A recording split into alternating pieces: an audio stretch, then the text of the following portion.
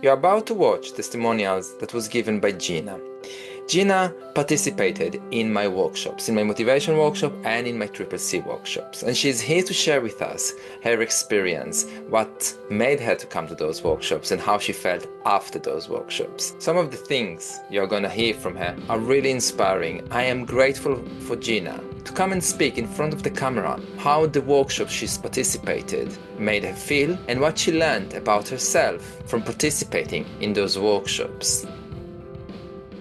Hello there, Gina. How are you today? I'm fine, thank you, Isaac. You are here with me to share with me your thoughts and your feedback and how it made you feel during those workshops. And the first question I want to ask you is, what made you sign up to those workshops in the first place? If I get emotional, I will apologise. Life's been difficult, and I'd got to a stage where I wasn't coping because of things that were happening and are still happening. There's still things happening that are out of my control. But I was disappearing into myself. I wasn't going out. I was self-isolating. I wasn't looking after myself. I was feeling very unhappy. But I recognised it and knew that I needed to catch myself on and do something positive to help myself feel better, make it worth getting up in the morning instead of, this horrible feeling of, oh, here's another day. So that was why. What was the changing point in your mind where you decided I think you actually? just get to a point where you think I can't go on. I've always been a positive person. I'm quite an optimistic person.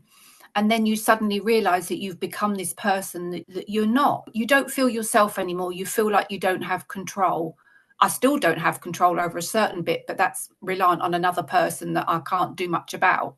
But I can do something about how I deal with it, how I feel in myself, and how I try and move forward on a daily basis. So you came to the motivation workshop the first, and then you I signed did. to the Triple C.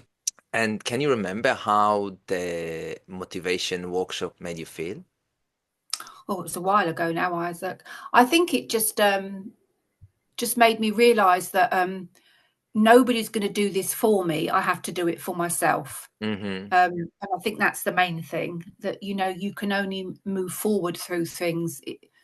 It's a choice. You have to make the choice as to whether you want to continue like that and wallow. Not, I mean, I have wallowed in the past, but I wasn't at a wallowing point. I was at sort of a desperation point.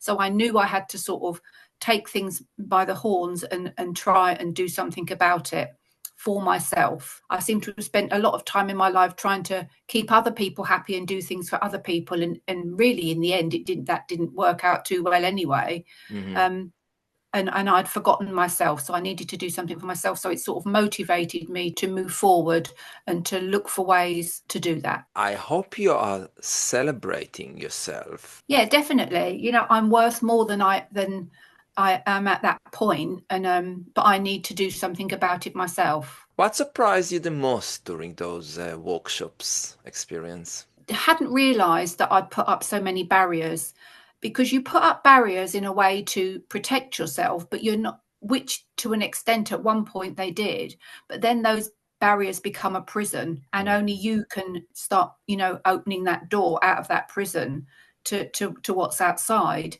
and that's what I felt I had to do.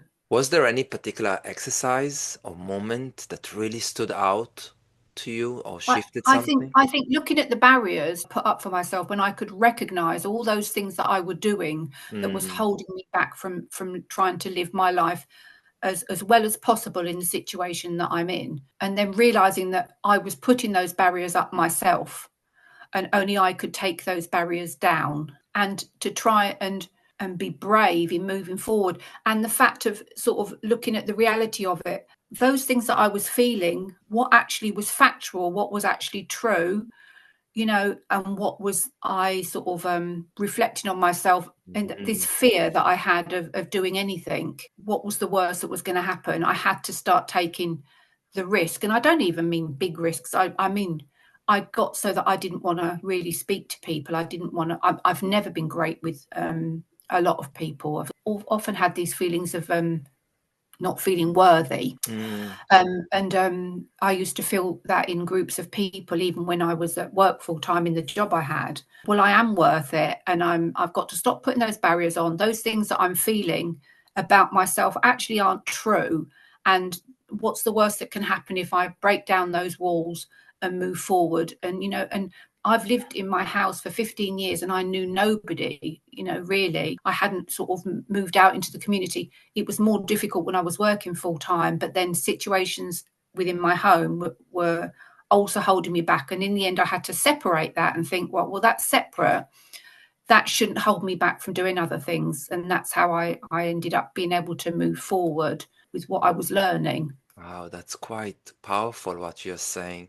If you remember, I'm saying that those workshops are offering doors to your self-awareness, and Mm. it's up to you if you decide to open them or not. And what you're telling me here is that actually you gave me doors and I did open them and wanted to see what's behind them. Absolutely, absolutely. It's being able to look at things through a different light, through a different set of eyes, and look at become introspective as to where you are and what you need to do, and what's actually real and factual, and what you're projecting on yourself. And how did the group dynamic affect your experience? Did it help to know others were facing similar blocks? And I think so. And also the fact that I think you're always aware that there are other people in that situation, but I wasn't around people in that situation. So I think Mhm. that's what sort of isolates you from going, I would be and still sometimes am in a situation, but I manage it differently. I think that's the difference. I manage things differently. It's how you deal with it is what I've learned. It's how you deal with those feelings, how you self-manage those feelings. How you manage those feelings, yeah. What you're saying to me is that those workshops kind of raised those feelings that were inside you onto the Mm. surface, and now you're saying, okay, now it's time to handle those feelings. Exactly. Would you be able to share with us what changed for you since attending those workshops? I became braver in what I did. I'd been given information on things that were available in the area, but I hadn't acted on any of them. Mhm. So, yet again, going forward with what's the worst that can happen, I started doing that. I looked to everything that was available in my area. But I'm a very keen gardener. I love gardening. I love my garden. I became aware that there was a community allotment that you could volunteer at Mhm. through near me. So after the first one, I phoned them with the contact number that I'd been given, and nobody got back to me. And so at one point, I'd have thought, oh, that's it. They don't want me, blah, blah, blah. I thought, no. So the next Thursday, because it's only open on a Thursday, I walked down there. Mm. I Wow. went down there. It was closed. There was nobody there. At that point, it was like, okay, I've got a choice here. I can either give up on this or I can keep on it. So it was run at the time by Ascend, which is something there's an office at the local church. So I walked up there and found it was basically they were just having a meeting that day.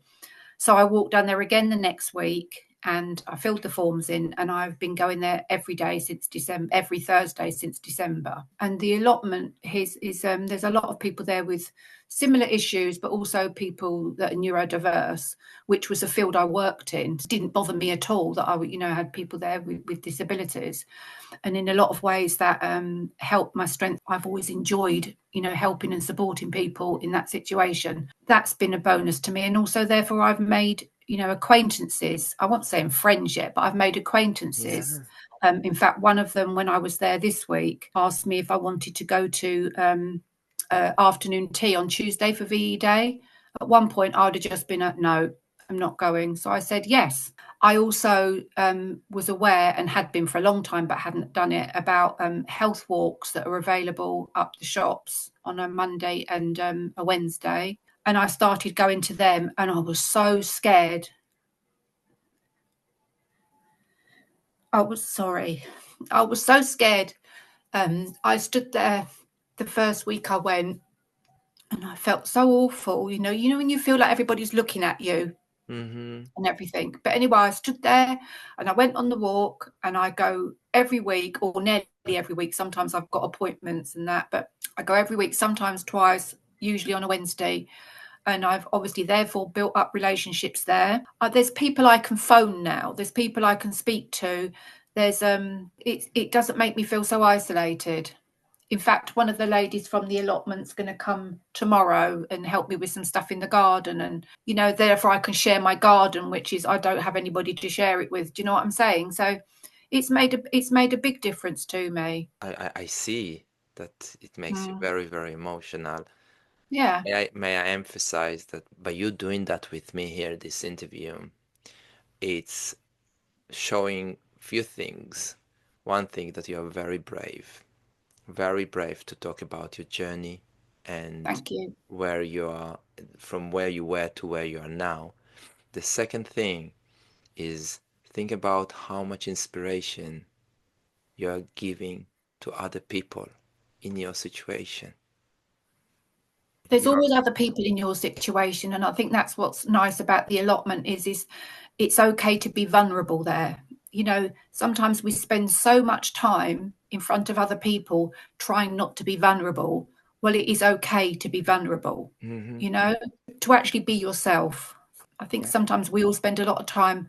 I'm very good at putting on a face in front of people and smiling and that, but what's going on inside, the same as with a lot of people, is not the true thing. But up there, I can be myself. That's making me emotional. Really. Oh, don't. What would you tell someone who's on the fence about joining to these workshops? Don't be on the fence. Jump over the fence. Take that step, because it will make so much difference. It's not always about changing your life. Sometimes it's not the major things that matter. It's the small things that you do that make all the difference. You have to take those small steps. And what I'm finding is from taking those small steps, other things open up to you. And as you become more confident in those first steps, you become even more confident in the bigger steps that you're taking, moving on. I've now been asked to go and help with the admin in the office and stuff like that. It just makes so much difference. Why be so unhappy when you can do something about it? But you have to make that decision. Nobody can do that for you. They can give you the tools, they can give you the advice, but if you don't take those steps, then, and self-care is so important. It's not being selfish. There's always time in the day. I had this very conversation with my daughter the other day, who was telling me she's too busy. You're never too busy to take a few minutes out of the day, or however long you've got. But the other thing I find is, speaking to some people, they insist you have to be regimented about it. That doesn't work for me. Don't be regimented. Whatever works for you. You have to take all the tools and you have to put them in a way that works for you. Not the same thing works for everybody else, works for everybody. So what listing works for me. Breathing is a life source to me. When things are happening that are very stressful, I can still, without anybody knowing, do my breathing. Things like that are important. Don't people that say, oh, that can't make a difference, it makes a massive difference. Don't knock something until you try it. Yeah. You have to take those steps. You have to be brave. And what's the worst that can happen? Nothing terrible's happened.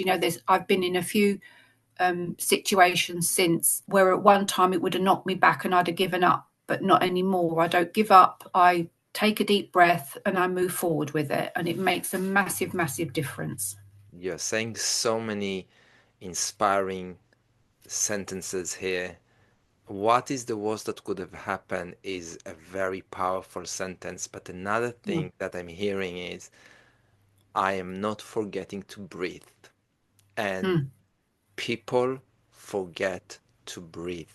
And I'm not talking about specifically the breathing exercise we are doing in the workshop. I'm talking in general. We forget to breathe. And it's so important. It is, yes. How would you describe those workshops in one sentence? It inspired me to do better for myself, that I deserved better for myself. Thank you so much, Gina, for your time, and thank you so much for being so open in this discussion. I'm grateful and appreciate your time. You're welcome. Gina made me really emotional during this interview.